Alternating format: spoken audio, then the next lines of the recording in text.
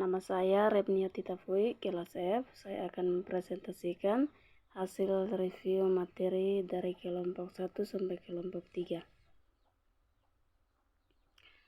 Paradigma dalam disiplin intelektual adalah cara pandang orang terhadap diri dan lingkungan yang akan mempengaruhi dalam berpikir kognitif, bersikap afektif, dan bertingkah laku konatif.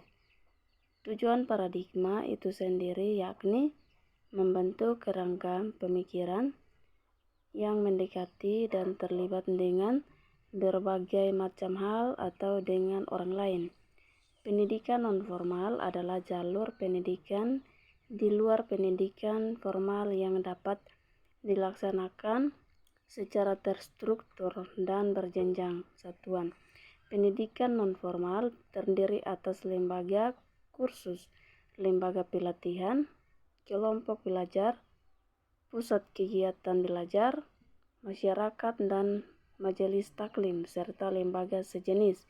Pendidikan non-formal meliputi pendidikan kecakapan hidup, pendidikan anak usia dini, pendidikan kepemudaan, pendidikan pemberdayaan perempuan, pendidikan keaksaraan, pendidikan keterampilan dan pelatihan kerja, pendidikan kesetaraan, serta pendidikan lain untuk memenuhi kebutuhan belajar tingkat dasar, misalnya pengetahuan tentang alam, pendidikan keaksaraan, pengetahuan kesehatan dan gizi, pengetahuan umum dan kewarganegaraan, dan sebagainya. Secara umum, peserta didik adalah anggota masyarakat yang berusaha mengembangkan potensi diri melalui proses pembelajaran yang terdiri pada jalur, jenjang, dan jenis pendidikan tertentu. Dalam hal ini peserta didik yang dimaksud adalah anak usia dini dengan rentan usia 2-4 tahun. Dalam perspektif pedagogis, peserta didik diartikan sebagai sejenis makhluk atau homo education atau makhluk yang menghajatkan pendidikan. Dalam pengertian ini, peserta didik dipandang sebagai manusia yang memiliki potensi yang bersifat latin, sehingga dibutuhkan binaan dan bimbingan untuk mengaktualisasi agar ia dapat menjadi manusia susila yang cakap.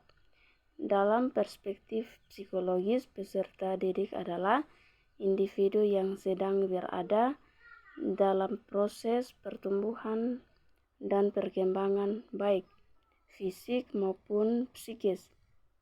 Sebagai individu yang tengah tumbuh dan berkembang, peserta didik memerlukan bimbingan dan pengarahan yang konsisten menuju ke arah titik optimal kemampuannya. Dalam perspektif modern, peserta didik berstatus sebagai subjek pendidikan. Oleh karenanya, peserta didik adalah subjek atau pribadi yang otonom yang diakui keberadaannya selaku pribadi yang memiliki ciri khas dan otonomi.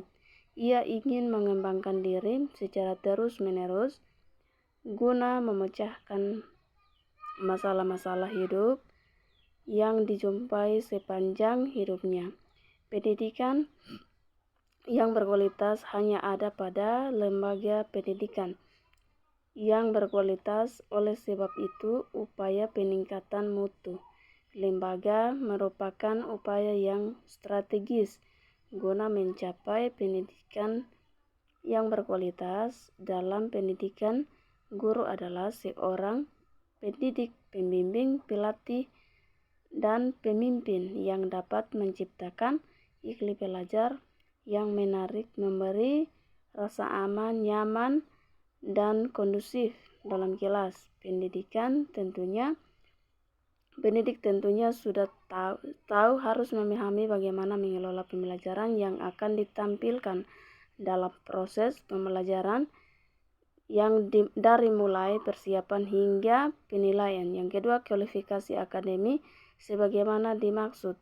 Dimaksud pada ayat 1 adalah tingkat pendidikan minimal yang harus dipenuhi oleh seorang peserta didik yang dibuktikan dengan ijazah dan sertifikat keahlian yang relevan sesuai ketentuan perundang-undangan yang berlaku. Karakteristik peserta didik dan tenaga kependidikan. Karakteristik berasal dari kata karakter yang berarti ciri, watak, tabiat, dan kebiasaan yang dimiliki seseorang yang sifatnya relatif tetap. Karakteristik peserta didik dapat diartikan keseluruhan pola, kelakuan, atau kemampuan yang dimiliki sebagai hasil dari pembawaan dan lingkungan sehingga menentukan aktivitasnya dalam mencapai cita-cita atau tujuannya. Yang pertama, berikan anak stimulasi yang tepat. Yang kedua, beri ruang untuk anak bereksplorasi. Yang ketiga, bangkitkan minat anak. Yang keempat, belajar mengenali ekspresi. Yang kelima, bangun komunikasi yang efektif. Yang keenam, berikan kesempatan berkompetisi. Yang ketujuh, melakukan tes bakat. Yang kedelapan, memberikan fasilitas yang memadai. Kemudian penggunaan metode pembelajaran yang beragam. Guru atau fasilitator dalam program PAUD non-formal menggunakan berbagai pendekatan pembelajaran yang menarik dan sesuai dengan perkembangan anak-anak seperti permainan, cerita, lagu, dan eksperimen. Kemudian keterlibatan orang tua.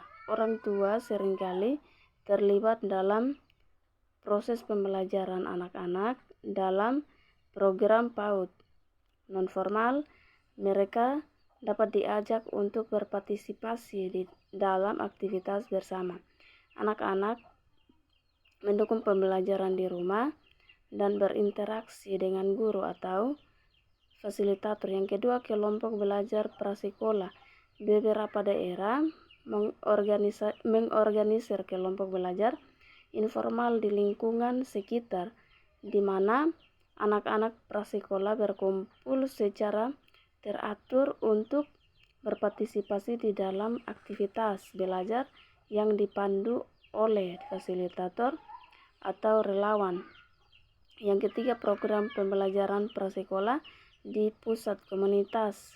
Pusat komunitas sering menyelenggarakan program pendidikan informal bagi anak-anak prasekolah. Program ini dapat mencakup berbagai kegiatan seperti membaca cerita, mewarnai, bernyanyi, dan bermain peran. Yang keempat, program pembelajaran anak usia dini di panti asuhan atau lembaga kesejahteraan dan sosial.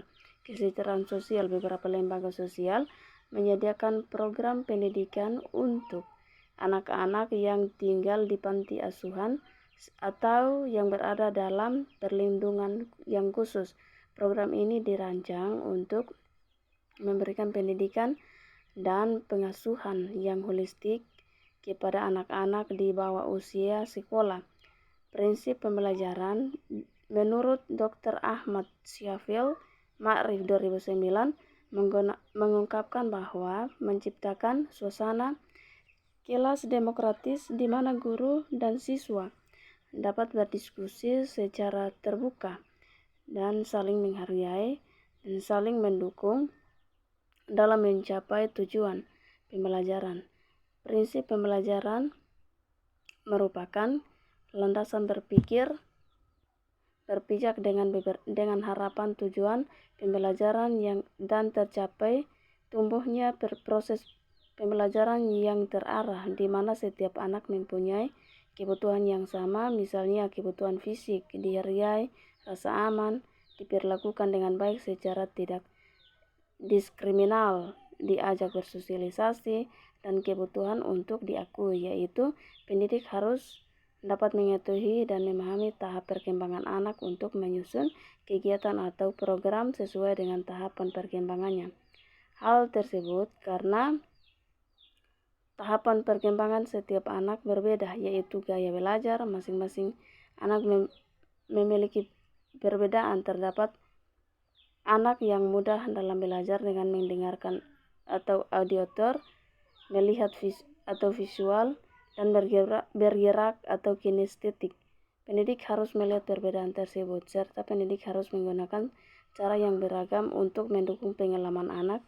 Kegiatan belajar anak melalui bermain, yaitu pembelajaran dengan cara yang menyenangkan untuk anak-anak yang bermain mengenal konsep-konsep matematika, sains, seni, dan kreativitas, bahasa, sosial, dan lain sebagainya. Saat bermain tersebut, anak-anak memperoleh pengalaman untuk mengembangkan aspek-aspek atau nilai-nilai moral, fisik, motorik, kognitif, bahasa, sosial, emosional, dan seni. Terima kasih, Tuhan memberkati.